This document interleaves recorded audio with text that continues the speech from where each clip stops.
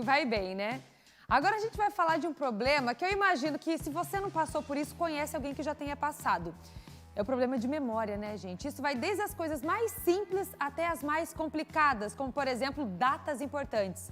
Muita gente tem relatado cada vez mais dificuldade em lembrar das coisas. Uma pesquisa da UFSC mostrou isso. E um fator muito importante nos dias de hoje é o estresse do dia a dia. O Paulo Henrique, ele conversou com um especialista que explicou melhor esse assunto. Olha só. Que dia é hoje mesmo? Ih, esqueci a roupa na rua. Onde é que eu coloquei as chaves? De tempos em tempos, é comum que todos nós façamos alguns questionamentos como esses. Por exemplo, quando eu saio, assim, né, sei lá, semana passada ou mês passado, às vezes alguém fala, você lembra de tal dia que aconteceu tal coisa, assim, eu fico pensando, poxa, eu lembro desse dia, mas eu não lembro do que aconteceu, assim, exatamente. E nem se fala, então, se for de 2 anos antes. Horário de remédio, ou afazeres que eu tenho que fazer, tem que ser tudo anotado. Se eu não anoto, eu esqueço tudo. Mesmo novinha, eu tenho alguns problemas de memória, sim. O que tu costuma esquecer mais? Mais conteúdo de prova e coisa pra fazer, tudo, às vezes tudo.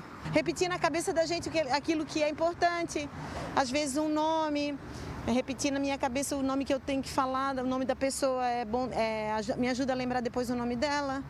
São diversos os fatores que podem ocasionar uma falha na memória. E em tempos de pandemia, a maioria dos casos estão ligados ao estresse. Então, se você é do tipo que precisa de um calendário para lembrar o aniversário de casamento, ou então anotar na mão uma tarefa que precisa realizar daqui a algumas horas, calma, não precisa se desesperar.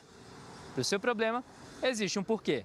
A neuropsicóloga Raquel Schlindewein Zanini trabalha no hospital universitário e escreveu recentemente um artigo para uma revista internacional, onde ela explica os fatores que ocasionam essa falha na memória. Nós temos a questão do estresse, a questão dos transtornos mentais, incluindo depressão, tem questões metabólicas, como déficit também em vitaminas, uma alimentação pobre, e além de doenças neurológicas, né, como a própria doença de Alzheimer, outras demências, e outro evento que também é frequente, pelo menos é o que estamos observando aqui no hospital, é a associação de encefalites e Covid a déficit de memória. O estresse, além dele aumentar o nível de cortisol, então acaba alterando o funcionamento cerebral, ele também diminui a sua capacidade de atenção e a sua capacidade de rendimento nas tarefas diárias. Mas às vezes aquele branco ajuda a liberar espaço para algo mais importante. Se a gente for fazer uma analogia do nosso cérebro com um computador,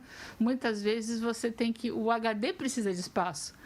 Então, muitas vezes, nós vamos substituindo o que é menos relevante ou menos aplicado no dia a dia para demandas de alta frequência.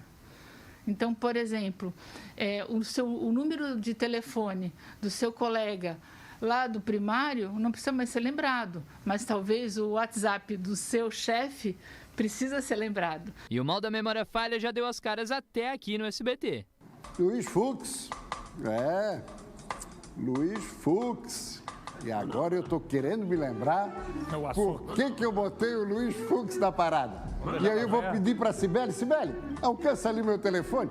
Eu vou ter que recorrer aqui, ó, a minha anotação, porque esqueci solenemente do assunto, acredita? Mas os jovens também sofrem com esse problema.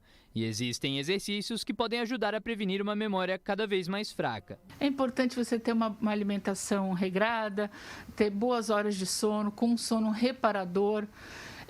Você também vê a questão metabólica, se as suas vitaminas, complexo de vitamina B está em dia, porque hoje se sabe que uma déficit na tiamina, você acaba também tendo déficit em memória.